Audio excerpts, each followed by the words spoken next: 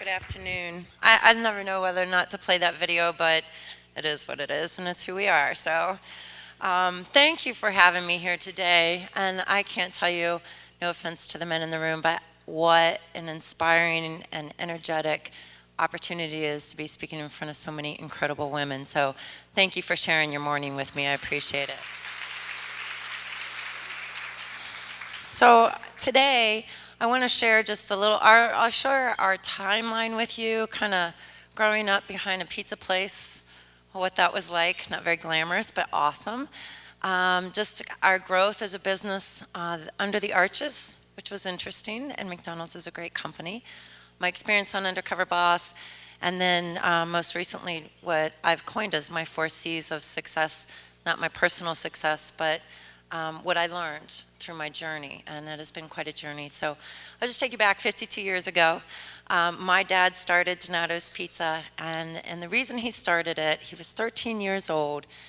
We lived in the south side of Columbus, Ohio, and his dad served in the Army, but then came back home and opened his own grocery store, and that wasn't very successful, so he closed it down and he became a butcher, and he worked 2 jobs in the deli and as a butcher. And my dad grew up one of 5 children and knew at an early age he had to go to work, and so he started out as a paper boy, and then at the age of 13 he got his first job that paid him a paycheck, and that was working in a pizza place.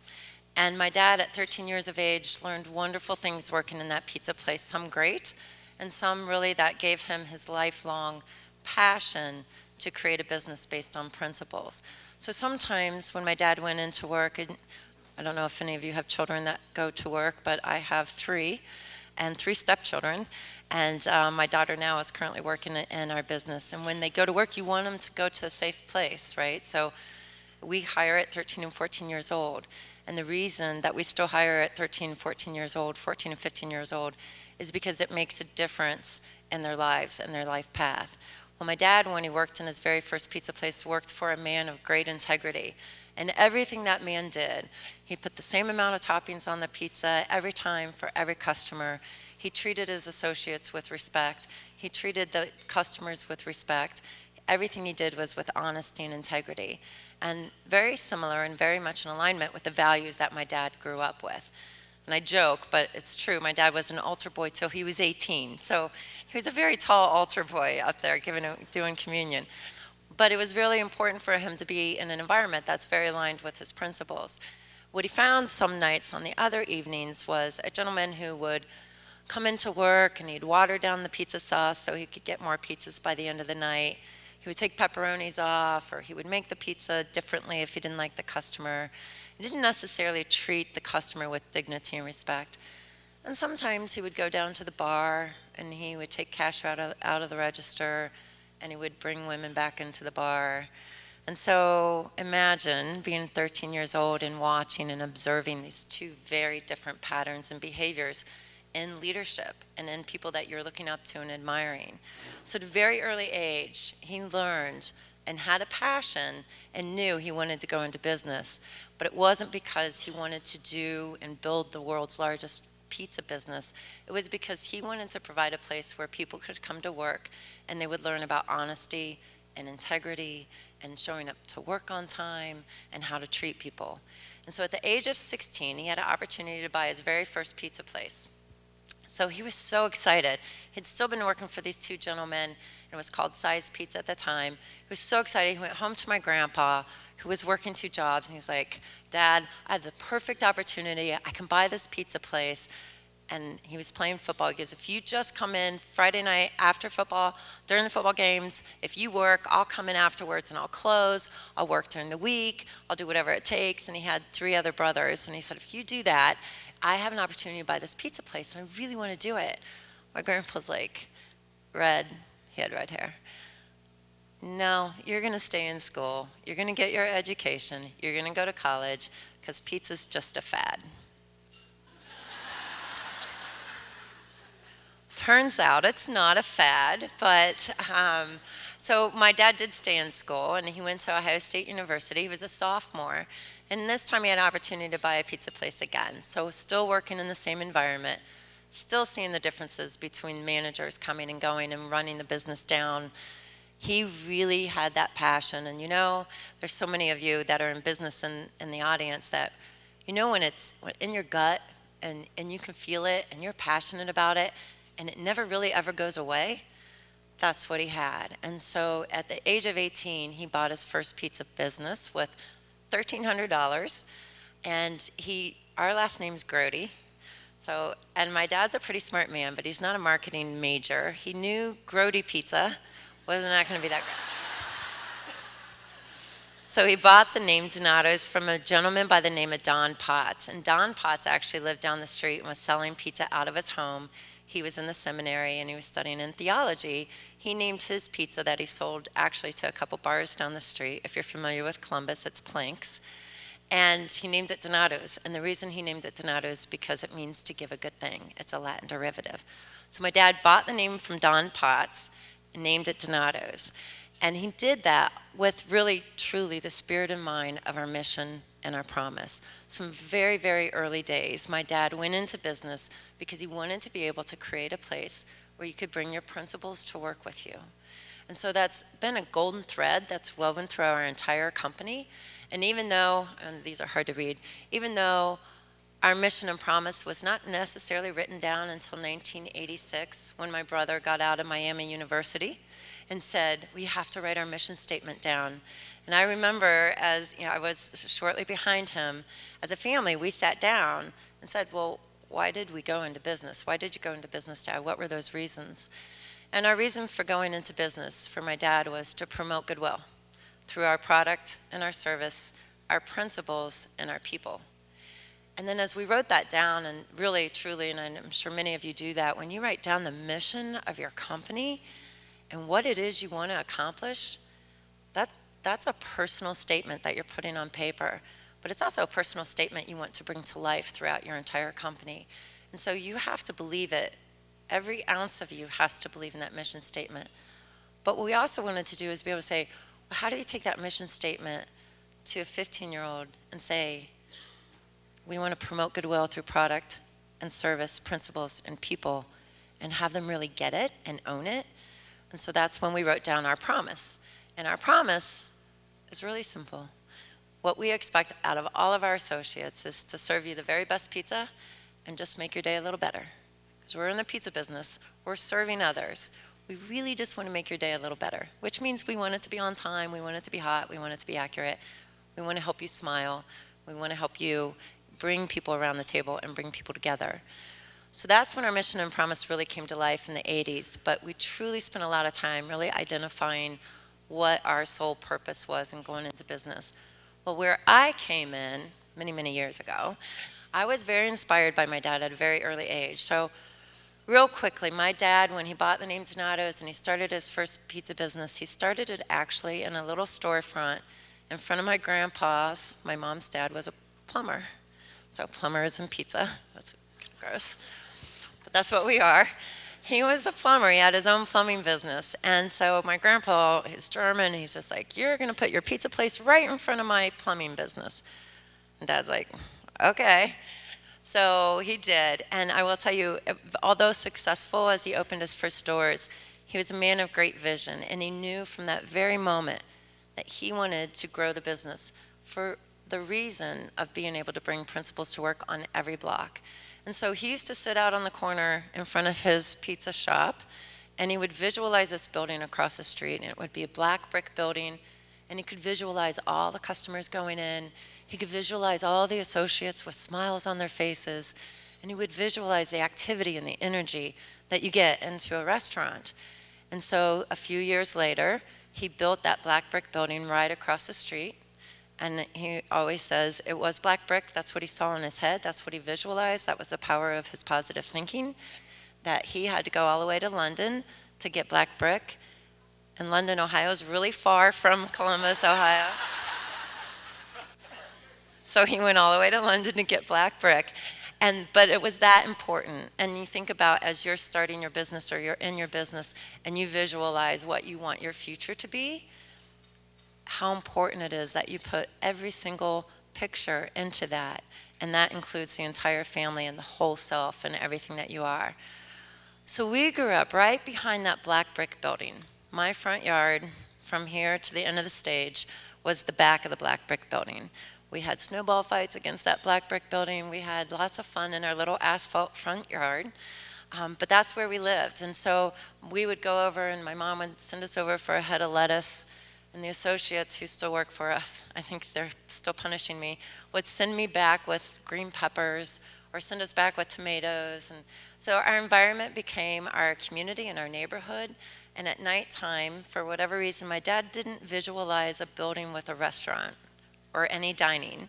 So people would come into the store to pick up their pizza, and Dad would say, "Hey, go back and see Nancy and the kids. I'll call you when your pizza's ready." So my mom taught me a lot about hospitality, right? So the doorbell would ring, and every night and every hour, my mom constantly opened that door. And our living room was literally full of our customers and their kids. They became friends and family, and we literally ate dinner together with our customers every night. It was a little weird when I woke up in the morning and they were all still there, I have to say. Never quite understood that one, but it was truly an environment. I thought every kid grew up that way. It was wonderful. There are 4 of us in our family, and so what my mom taught me a lot about was hospitality, and really genuinely, when you open your business, you literally open your business to customers who become your friends and your family. But I remember late at night, we'd be in our pajamas, and my sister and I shared a room, and my 2 brothers shared a room, but we got the picture window, which wasn't very big, and we used to watch, at night, we would watch all the commotion going on.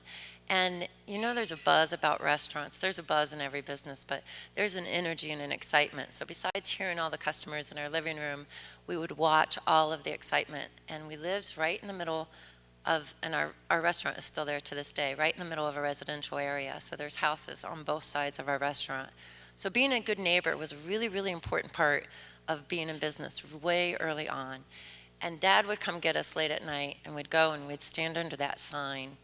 That sign is one of those really big signs that has those blinking lights, and they just constantly continue to blink. And so our bedroom would constantly continue to blink, this red light, which is very soothing to me today. But he would come get us, and we would stand under that sign. And I remember my dad saying, and looking up at him, "One day we're going to be around the world. One day we're going to be in Germany. One day we're going to be across the United States." But it was never because we're going to be a millionaire, or we're going to make the most money, or we're going to be the biggest pizza place ever. He always said, "And we're going to make a difference on every block that we do business." And that's how important it was. So for us as children growing up in a family business, it was really important to understand the breadth of what we were taking on. And so all 4 of us were involved in the business. We continued to grow. We started franchising in the 90s. But before we did that, my dad had an early history of opening up 2 restaurants. I want to talk to you a little bit about his OCPD, which is obsessive compulsive pizza disorder.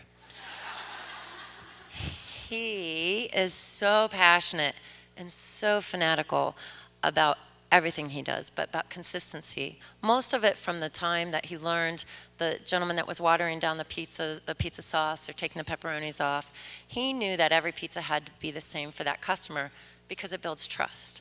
And he really believed if you're selling a pizza to a customer one time, no matter where they went, they should get the exact same pizza the next time because that's what they're paying for, and that builds trust. So he opened up 2 restaurants in Columbus, Ohio, outside of his first store. And he would get phone calls at night. And he used to use it, the only time he did take off, he would use a little baby monitor. I don't think there were baby monitors then, but a little monitor, like an intercom. And he would sit in his rocking chair. This is time we spent off with Dad. And he'd sit in his rocking chair and he'd listen to the commotion going on in the restaurant. And if they were acting up, he would get out of his recliner and he would run over to the restaurant. He would tell them to stop acting up, like little micromanaging, but that's how he started. And so as he found out, he would get calls late at night that the store ran out of pepperoni, so they put salami on it, or the store ran out of provolone cheese, so they put Romano cheese on it. He closed both those stores down. and he was really passionate about it. We can all remember as kids how passionate he was, that he was never ever going to open up another Donato's until he could do it, and it would have the same consistency every single time. So he went to work. You can see it took us a little while to grow.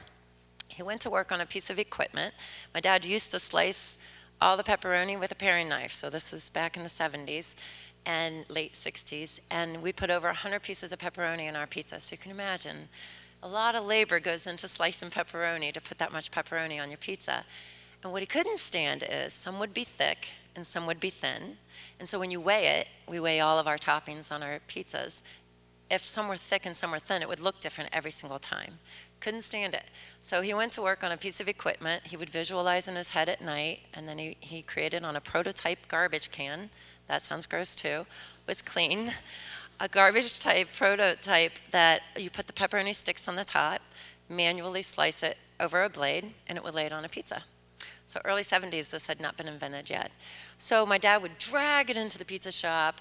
All the guys would laugh at him. We would all laugh at him. Springs would pop out of it. He would drag it back out, back to work on it.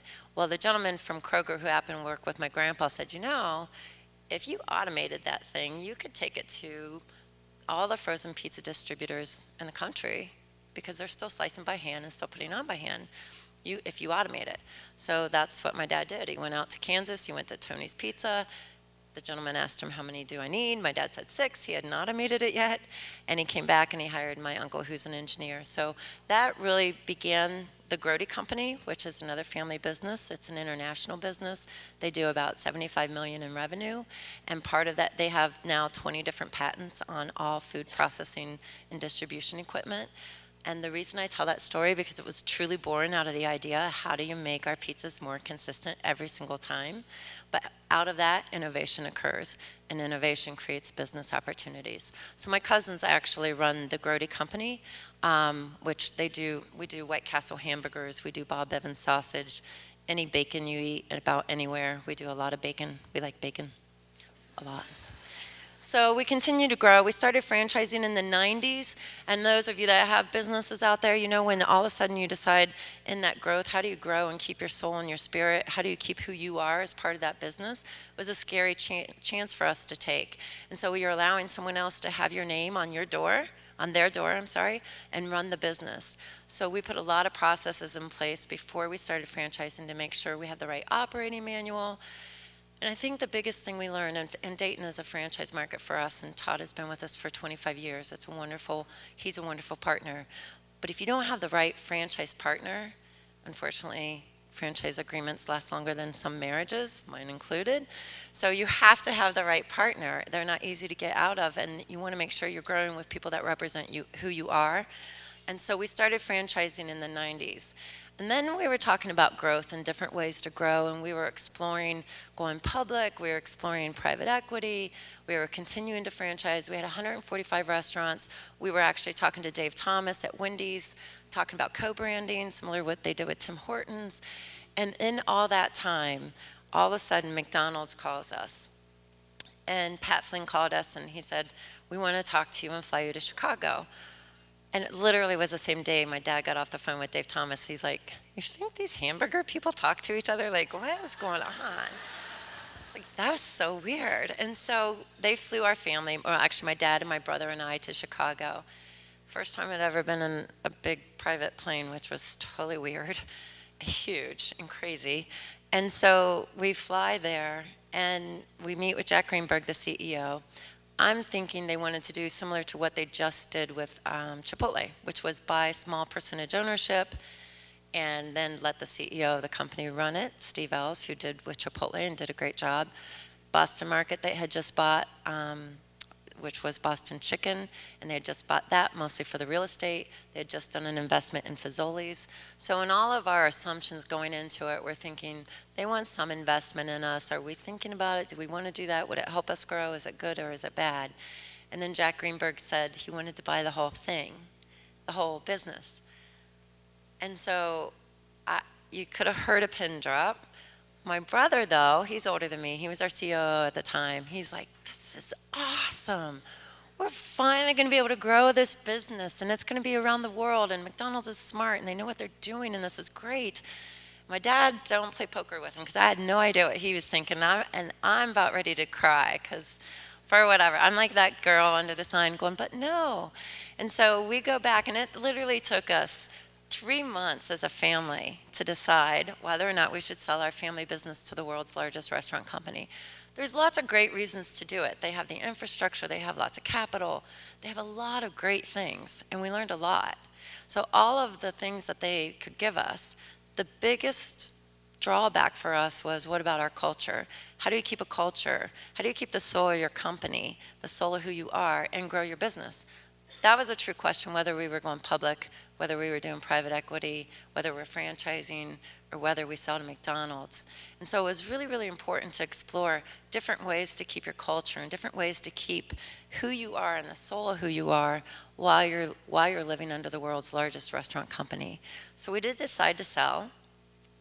And I think what we learned, I'll share with you, that there's a balance. And I saw this very clearly with really growing up in a family business. So growing up in a family business, if I didn't agree with things, I could go and tell my mom who I worked for, or my dad who I worked for, or my brother who I worked for. And I never, ever, I knew politically to be disciplined and be thoughtful about what I said and respectful.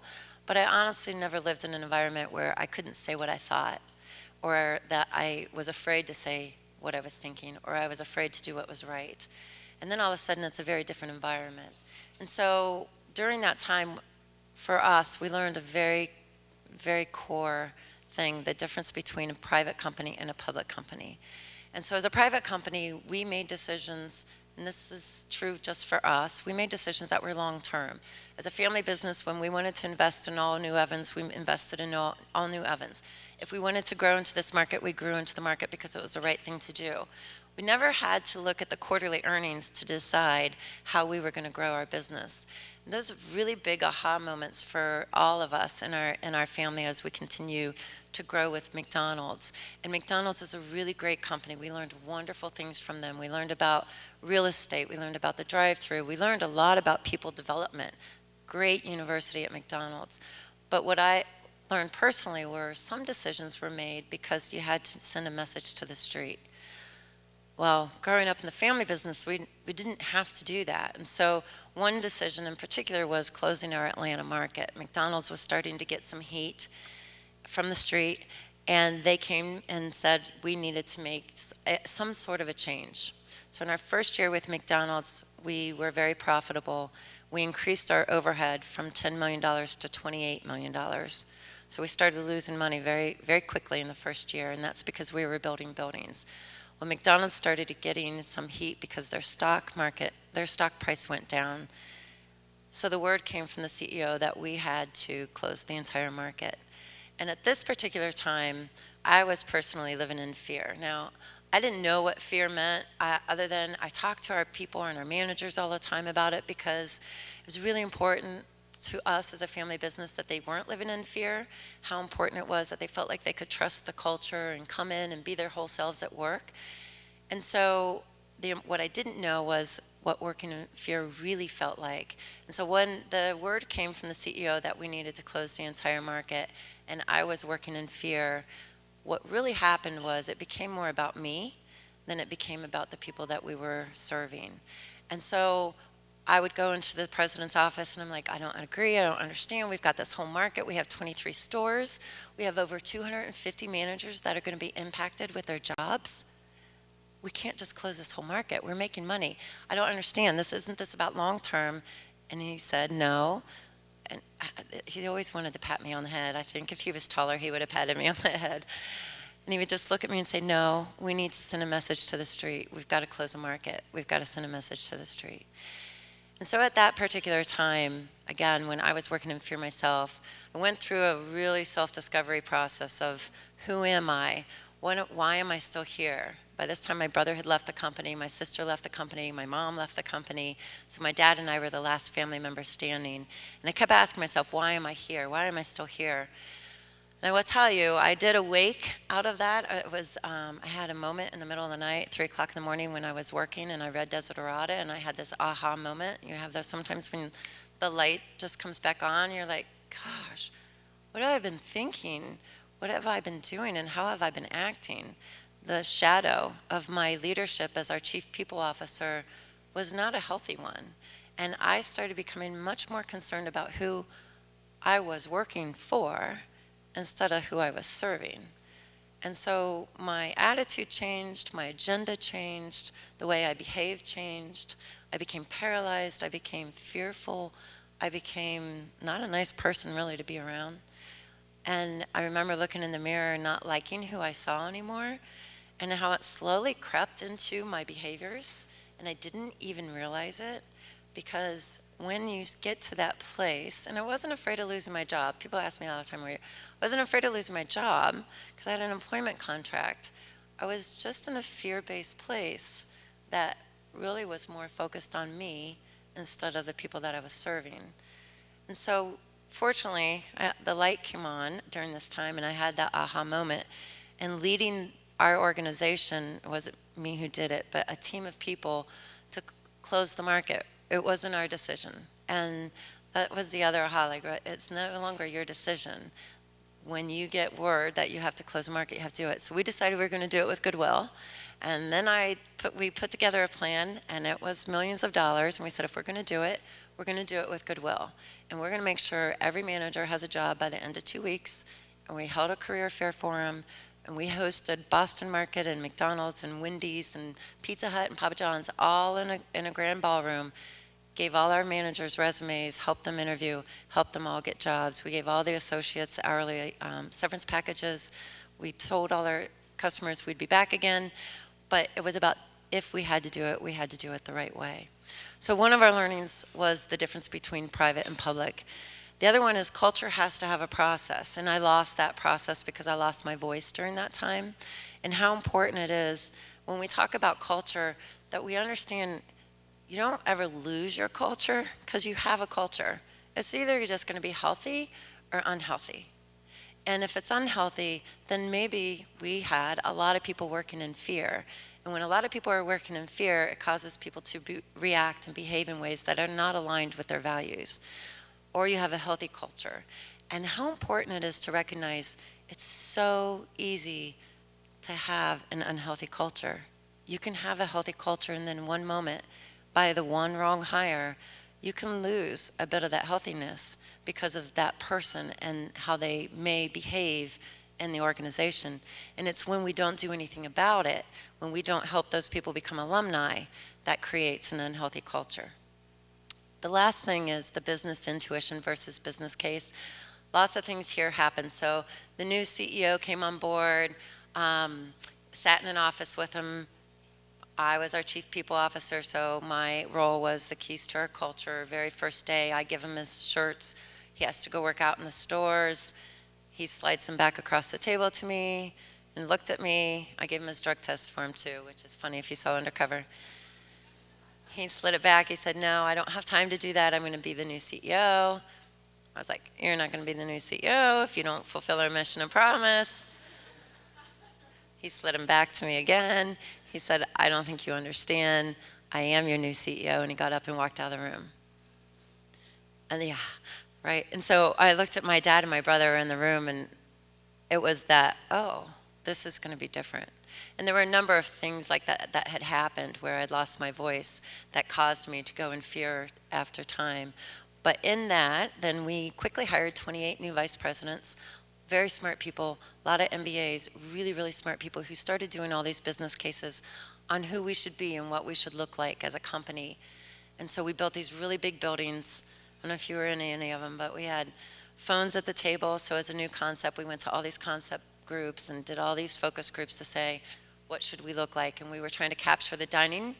So we wanted people to come back into the restaurants again. So we designed all these buildings. Now you would probably put a tablet at the table. We put phones, and you would come in and you would sit down. Those are all our Atlanta stores. And we would say, come on in, have you been here before? Have a seat. When you're ready to order, go ahead and pick up the phone and call us back in the kitchen. And so focus groups love this. They're like, that is so cool, that'll be awesome. And it was awesome because we're really good at answering the phone. Well, we're fast at answering the phone, I know, but we know how to answer the phone. But on Sundays, when customers would come in, and they would sit down and we'd say, I'll be right with you. when you're ready, go ahead and pick up the phone and call us. And then I'd run back to the kitchen and pick up the phone because it's Sunday and there's only 3 people working in the restaurant. So the concept, all of the business case, all of the things that go into building a business, although really, really important because it's data and it's facts, it's important to look at, it can't override the business intuition. And there were so many times in the think tanks that we sat in that we would literally sit there and say, gosh, it seems like a really great idea, but something about it isn't right. And so it's really balancing the business case with the business intuition as that we learned. So 4 years go by, lots of different experiences during the McDonald's time. My CEO at one point in time, we sat in a room, conference room, and one by one he had everybody get up and go to the end of the room. There were about 28 people into the room. And so till myself and another person that had been with us for 40 years were the last ones sitting at the table. And our CEO says, everybody standing at the far end of the room, you're safe, you have a great career here, things are going to be great. People left sitting at the table need to put your resume together and think about getting a new job. I was like, wow. So he gets up and leaves the room. And actually, he was a really good guy. He was just a little insecure. It's true. So he gets up and he leaves the room and he goes back to his office. And I'm still in that, you can't do that. And I walked in his office and I'm like, Bill, what are you doing? You can't do that. And I was like, if you don't want me here, then let's talk about that. My brother left. Everybody already left. Let's talk about that, but you can't do that. And he goes, oh, no, you're fine. You're great. I just wanted to send a message that just because you're family or been here a long time doesn't mean you're safe. Right? And so what I learned was he just sent a message to those 28 people that they're not safe if he was going to do that at the table. So really great learning experiences personally for me. So McDonald's stock goes down, hit an all-time low at $12.40 in the year 2003. And my dad came in my office. A rumor hit the street that McDonald's was going to sell or close all of Donato's. So we had about 180 restaurants at the time. He comes in, he sits down, and he looked at me. And as soon as we heard it, I was like, Dad, come on. We got to buy this company back. I'm the last one standing. Everybody else left you. So I was like, let's buy it back, and I need you, and you're smart, and I need your leadership, and we've got 5,000 people counting on us, and we have a destiny. And it's way back to when I was standing under that sign, and we're going to make a difference on every block, and let's buy it back. And I need your money because I don't have enough money.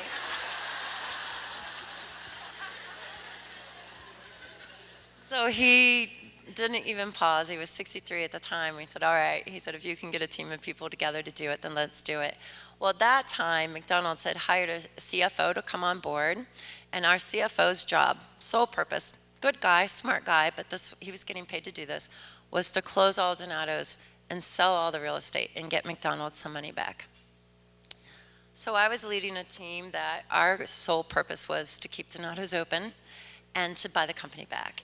And so we put together a team of people because honestly I had no idea what I was doing. We pulled real estate people, attorneys, financial people, and I used to meet on my vacation days, so McDonald's wasn't paying me to do this.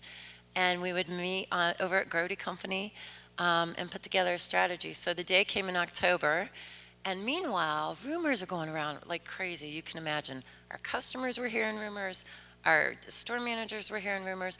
Our COO at the time was going out telling everybody, go find a job because it's not going to be here. And so we were living through a little chaos. So thank you if you were still a customer during that time. I appreciate it. We were living through chaos, and it really, truly was 8 months of pure chaos. And I remember at that time I had gotten advice, I was still our chief people officer, advice that we should pay retention bonuses for people to stay. So there's lots of pros and cons to that. But our discussion in that was, we didn't want to pay people to stay. It was chaos, and it was hard, and it was scary and fearful. But we really wanted people to stay because they believed in what we're doing. So we never paid a retention bonus to one person, which is amazing for the people that stayed on board because they had faith and they had hope.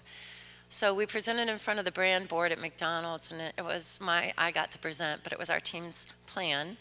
And our CFO presented the plan to shut it all down and get millions of dollars back. And I presented a plan to let us buy the company back with a mezzanine loan and let us keep the money in the company. And they let us do it, which was awesome. So that was cool. And critical, because we were buying back a company that was losing millions of dollars. And we had tons of liabilities out there. We had all kinds of things that we needed to do in order to make more dough, not just pizza dough, but dough, because we were losing a lot of money.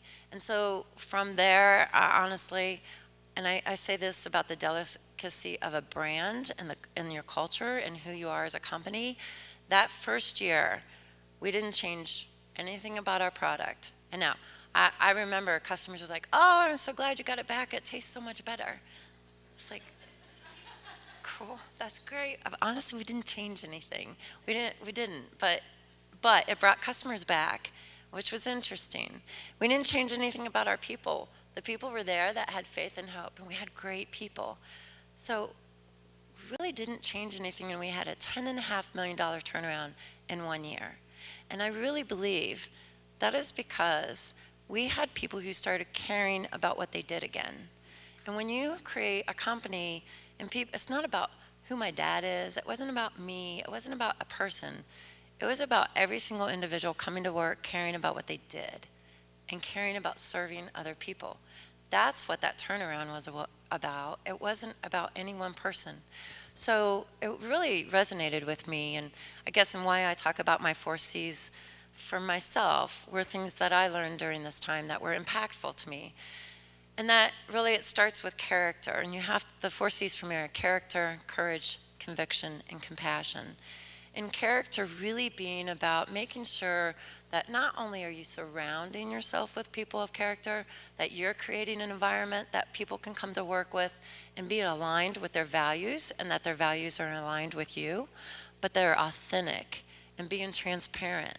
There were so many meetings during the McDonald's days under the arches that were behind closed doors, and things that were going to happen that no one knew, or things sometimes we felt like we were squirrels picking up a nut going, okay, where's the next clue? Okay, where's the next clue? And there was no transparency. And I don't know why. I didn't run the public company, but I know it wasn't healthy. And so being transparent is really important, and the honesty and the humility and knowing when you make mistakes and admitting to the mistakes and being okay with making mistakes, but really making sure not only you surround yourself with people that have character, but no, sometimes people who have really good character can make bad decisions, and it's helping them come along and helping them find an environment where they can trust. The second one is courage. And I talk about courage a lot because courage is contagious. And when people have courage to stand up for things that are right, it's contagious. When you have one person that has the courage to change, then you have people that will follow. And so how important it is to have courage in your own company. Heck, it's important to have courage in your own life. We had some interesting conversations earlier. It's important to have courage in everything that we do. And so making sure that we bring our principles to work with us, that we have the courage to make mistakes, take risks, do things that are out of our comfort zone, and the courage to change. But I think it's really important also to have the courage to speak up. And during that time, that 4 years of chaos for me, I lost my courage to have my voice. And your voice is really important, and our people's voice are really important. And if we create an environment where people don't have the courage to speak up and things are happening and they know it, then it's going to be an okay culture to live in, and that will create an unhealthy culture. And so during that time, I totally lost my voice. And, where I lost it and I left our people in a really dark shadow because I quit talking. And when people quit talking is when there's probably usually something going on more in the organization that we need to take hold of and make sure we're looking at. The other one is conviction, and that is, I think this morning was all about your purpose and finding your purpose without compromise. And knowing what that is, what is it you really want to do? What is that one change that you think you can make that can really change the world without compromising who you are? And that's a really important trait, I think, for myself to learn during this time, and then influence the right outcome. But it's doing what you love. It's really having conviction to do what you love. And people ask me all the time, we're a second generation family business. So my dad and I actually bought the business back. And we're a second generation family business. And in that, my brothers and sisters are not in the business anymore. I have 6 kids. And everyone's like, so are your kids going to go in the business? And I hope they do if they love it. But if they don't, I hope they do what they find joy doing, because that's when they're going to be successful. So my son owns 5 Snap Fitness gyms, and he calls it E6 for Ephesians 6, which is armor yourself with God. And that's what he's passionate about, and that's what he's doing. And I know he's joyful about it, and it brings him a sense of fulfillment. But do what you love. And I tell our managers all the time, if you don't love serving people, then you're in the wrong business, because that's what we're doing. We do it every day, and it may just feel like pizza, but we're in the service business, and we hope to make your day a little better. That's what we do. And there are people that are in the restaurant business that love to serve, and sometimes there's people in the restaurant business that don't. And so I give our managers my phone number. I say, if this isn't for you, that's okay. Call it now, but become an alumni. It's okay, but we want you here because you love to serve. The last C that I talk about is compassion. And so during a couple times when we had to do layoffs for the first time and things that we did, I studied Jack Welch, Straight from the Gut. And in his book, there are great things and things that I wouldn't do. But in his book, I learned a lot about, he talks about it, like the best thing you can do for people is to be honest with them. Right? That's the kindest thing you can do, is be honest with them. And I agree with that, but I wish you would just say with compassion, because there's a lot of honesty out there. There's just brutal honesty, and I don't think we need to be brutally honest. I think we just need to be compassionate. We need to bring love into our business again. We need to treat others the way we wanted to be treated. And we're in a whole nother era with this relationship in our millennials, and I have millennials that are my children. And it is about relationships, and it is about community involvement, and it is about trusting and being authentic. But it's about compassion, and it's about bringing love into the workplace with you. So then I had an opportunity to experience that on Undercover Boss with compassion, right? So nothing like being on national TV and having to really, truly demonstrate what does compassion mean in your business. So real quick story with Undercover Boss. We didn't seek them out. They had called. They were looking for a woman in business and a woman in a pizza business. I know there's another one out here, but there's not many of us, right? So there aren't a whole lot of us out there. So they interviewed me. It took about 6 months. They kept interviewing me, so I must have kept messing up. But they kept interviewing me, kept coming back, and every time they said, I said this earlier, every time they said, okay, you passed that interview, I'm like, good? Like, I think that's good. So the whole deal with Undercover Boss is that we went into it because in watching the show, how many of you actually saw the episode? Okay, half. So we went into it knowing that we were going to be able to help people, because that's what the whole show's about, which is super cool. And knowing we'd be able to find things in our business that could make us better. So to give you a little background, if you watched the show before, like I used to, and I'm like, okay, those people know they're on TV, for goodness sakes. Like, duh. Like, I know they're saying that. They know they're on TV. Well, what happens is they set it up as a ruse. They bring in these huge trucks. All the trucks on our particular instance said the startup. So our associates, they interviewed 145 associates. All of our associates knew they were going to be on a reality TV show. They just thought the reality TV show was to vote me in as the next business owner, or to vote in this other actor who was also in the store, who also had cameras on him, and there was a hostess. So a kind of Shark Tank type of environment. So a lot of commotion going on. 186 hours of filming for 40 minutes, right? So either they're not very good or I wasn't very good, I don't know. So the minute I got up, I stayed in a hotel. I was microphoned from the time I got up. I wasn't allowed to have my phone with me. They took my microphone off when I went to sleep at night. And so if you haven't watched the show, I won't spoil for everybody, but we had some really awesome people, which you got to see Buffy on here, and Kanisha, who's now goes to University of Cincinnati. She's a junior. Wonderful stories. And then I had my delivery driver who decided to tell me on national TV that he sometimes smokes pot with our customers. Can't even say it. I'm glad you're laughing, because I was not laughing. So in that moment, as Kathy, my get-up was Kathy. I was a rockabilly. I'm too old to know what that was, but I was a rockabilly, nose ring, tattoos, dark hair. I was dumbfounded, and my whole ruse was I was going to open up a vegan shop. So this is not shown anywhere, but I'm thinking, he's talking to me, and he just told me how he lost 65 pounds and how proud he is of it, and he's going on and on. I was like, that's awesome. How'd you do it? He said, well, I did the 4-day diet thing. Don't know what it is. I wouldn't do it. But he said, I did the 4-day diet thing. He goes, it's a lot of kale shakes. Do you know what kale is? Well, I happen to have a brother who has a 2,800-acre ranch in Colorado, and he grows kale. That's what he's growing, nothing else. And his greenhouses, he has yak, 200, he left Donatos to go be a rancher. And it's awesome. He's all non-GMO. He's a cool kid. So I was like, oh yeah, my brother grows a lot of kale out in Colorado. And this did not air. As soon as I said that, he goes, oh, cool. Can you hook a brother up? I was like, what? He goes, can you hook a brother up? Can he sell me some Mary Jane, weed, pot? I'm like, shut up. That started the conversation. So then he decided to tell me he smokes pot with our customers, and that's what actually aired.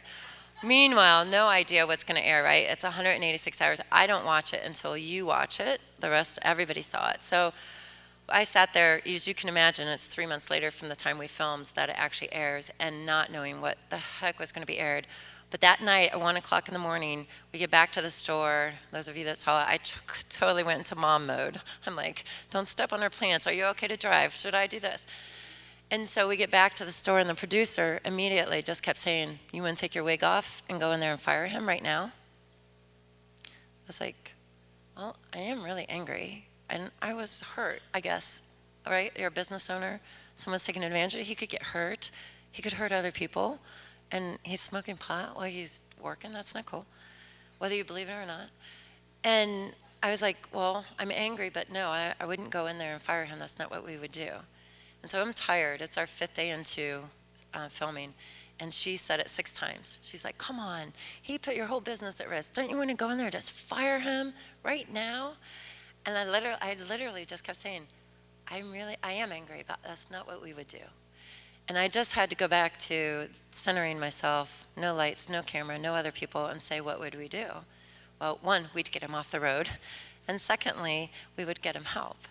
And that's what we did. So what aired is a different story. We did fire him and then rehired him, and he had to take a drug test. But I'm so excited to tell you. So he took 6 drug tests. He's still working for us 2 years later, and he's doing a great job. He's a cool kid. But I tell you that really in the sense of compassion, like, what do you do? And how do you help people when sometimes they have no help? How do you help people? And so he's doing really good with us. So then, and I'm watching my time as I do this for you because I will talk forever. After Undercover Boss aired, I have to tell you, so we got millions. It was cool. We got like a phone book full. And I know some people don't know what a phone book is anymore, but they do print them, and they're this thick, of emails. And lots of people, it really ignited my spirit in America again, because there were so many people that were like, that's awesome, so, from all over the place, Afghanistan, everywhere. So glad you gave that guy a second chance. So glad you gave, that's what America's all about. So glad you gave him a second chance. And then I got about 2% of those that were like, you're a moron. Don't you know smoking pot's good for you, and you drive better, and case study after case study they would send me, and it's fine. I was like, it's still illegal here. Appreciate your opinion, but that's okay. So after Undercover Boss, what I've been working on really just truly has been singing to my soul. My entire life, I grew up in a business where it was about being a good neighbor and giving back to the community. So we've always done a line item in our budget that is our Goodwill line item. It's not the typical Goodwill on a financial statement, but our Goodwill line item is giving back to the softball teams, giving back to the communities, giving back to all the things in the neighborhood where we're doing business. But it's also about really how do you give back in a bigger way. And I think important is how do you give back in a bigger way that's personal to you. And I heard some stories earlier as we were talking that sometimes what's personal to you is what your own journey is, right? Like, what's that cause? What is that one thing you want to stand for? So as a company, it can get really convoluted, and we have a budget, and then this percentage goes to this, and this percentage goes to this, and it's important to know what you stand for. And so I'm fortunate. My mom, 40 years ago, co-founded with 7 other women a place called Amethyst in Columbus, Ohio. And Amethyst is a house for women who can bring their children into the home after they've been incarcerated or they've had drug addiction, they have any kind of issues. And the reason it's significantly different is because they can bring their children with them. A lot of places you have to go and your children have to go to services. And so she founded that 40 years ago. And so we kind of grew up in this environment. So now what we're working on as a family and some other businesses in the community of Columbus is what is called REEB, and it's a hub of hope. And we decided, along with our wonderful mayor, that we needed to do something with this vacant building. It's 67,000 square foot vacant elementary school, right? Unfortunately, neighborhoods have them, and they're the big, beautiful buildings with the wide hallways and tall ceilings, and I remember going to them when I was a little kid, and it's 67,000 square foot. So the mayor acquired this building through the Columbus City Schools and really called for a champion on the south side. So our first store was on the south side. Unfortunately, the demographics are awful. 1 in 4 houses are boarded up. Unemployment's 22%.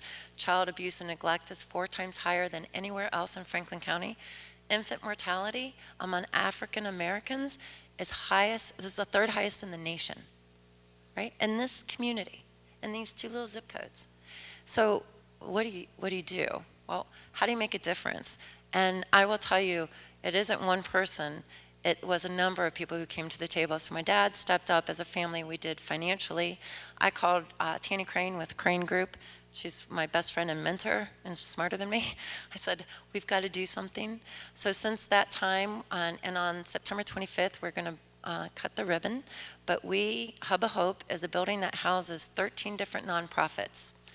And inside this building, we became a nonprofit as a master tenant, but inside this building, we will house 13 different nonprofits that focus on 2 things, because 2 things are really important in this community besides stable housing. We have another project for that, is education and workforce development. So when we surveyed 2,700 people, we said, what do you need? They said, we need a job, and we need education, and we need a second chance. So this is our Hub of Hope, and inside this building we have a learning center that will have 0 through 6 with a second shift for people who work in restaurants and things like that need a second shift for learning for their children. We have Boys and Girls Club on the entire 3rd floor who will serve over 200 kids a day after school and in the summer. We have an all-adult education floor, which has Godman Guild. They do GED training, workforce development. We have Connect Ohio, which trains people on computers and then gives you a laptop to go home and you can work out of your home. We have Amethyst, which will be there. We have House of Hope, which will be there. We have 6 Columbus Castings in Columbus wants to hire 600 people. 600. They can't find anybody to pass a drug test. And they're right in our neighborhood in the south side. So Amethyst and Hub of Hope are critical. We've got to help people get past the addiction so that they can get employed. So we have St. Stephen's, we have in the 13 nonprofits that are really family to family, helping keep families together. And on the main floor, on the garden level, we have a cafe. So excited about this. Mid-Ohio Food Bank. We're trying to disrupt the way that we feed people that are food insecure or homeless. And so we have a Pay What You Can cafe that is actually, we hired 2 executive chefs for, and they'll be serving meals, not your typical go through a line, get what is served that evening. Not that those are bad, but it's not a pantry and it's not a soup kitchen. It's a cafe. So if I'm homeless or food insecure, I can come in with dignity. I can pick off the menu. I can order something to eat, and I can sit down with Joe, who is maybe at the senior citizen home or working up in Godman Guild, and we can create this community style. So it's pay what you can or pay it forward, and that'll be the cafe. So really excited about the work that we're doing on the south side and creating really an environment of giving back to community. Thank you.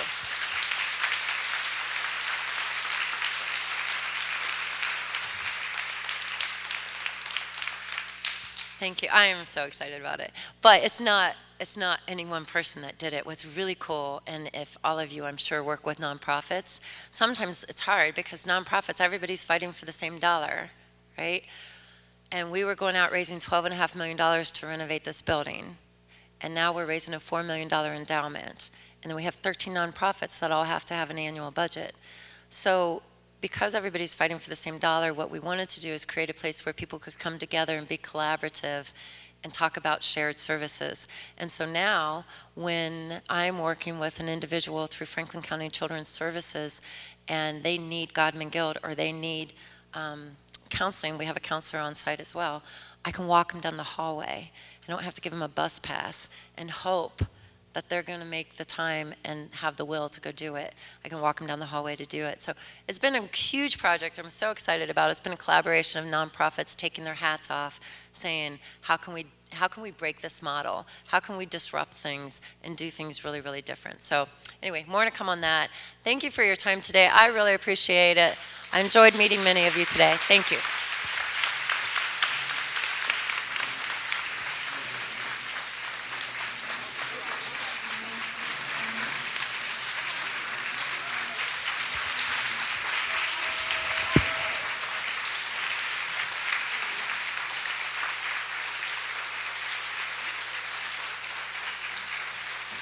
Holy cow. That is exactly the epitome of what our conference is about today, changing a community. On behalf of the whole entire WiBN and everybody that's attending the conference today, we'd like to present you with a token of our appreciation, Jane. Thank you. Thank you so very much. Let's hear it again for Jane.